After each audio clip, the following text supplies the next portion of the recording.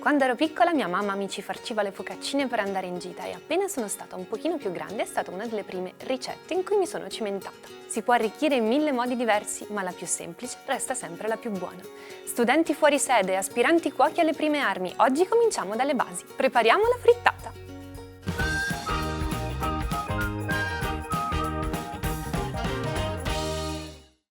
Comincio subito rompendo le uova in una ciotola capiente. È importante leggere sempre il codice che trovi scritto sull'uovo perché è la sua carta d'identità. Indica da che tipo di allevamento provengono le uova, se biologico, a terra, all'aperto o in batteria, e quelle non le vogliamo proprio.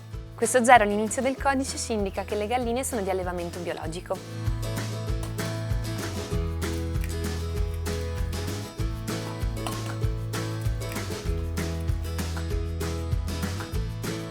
La frittata forse è meno di una ricetta, ma è quasi più di un cibo. Ha un forte valore simbolico, rappresenta il cibo frugale all'italiana, quello degli studenti fuori sede, di Fantozzi e anche di tantissimi splendidi film. Comincio a sbattere le uova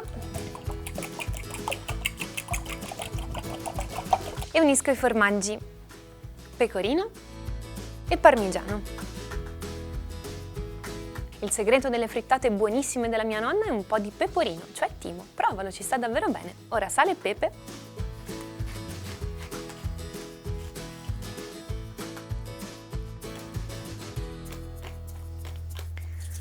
E sbattiamo ancora.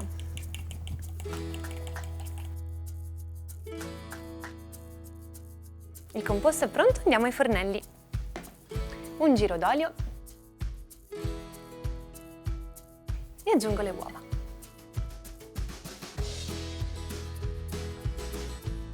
Metto il coperchio e lascio cuocere su questo lato per 8 minuti. Dicevo, la frittata è protagonista di tantissime scene memorabili di film che amo.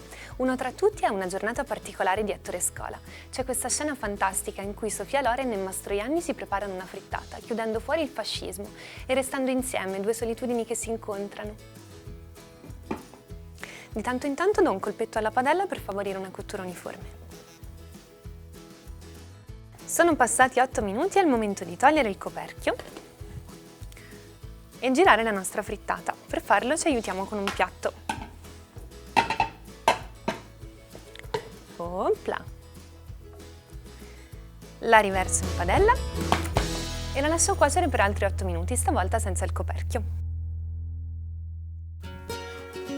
E voilà! La frittata è pronta, semplice e perfetta, pronta ad essere gustata davanti alla partita in TV.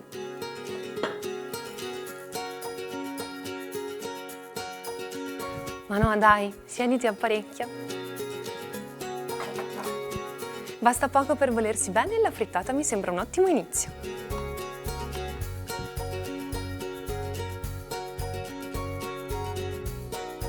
Buon appetito!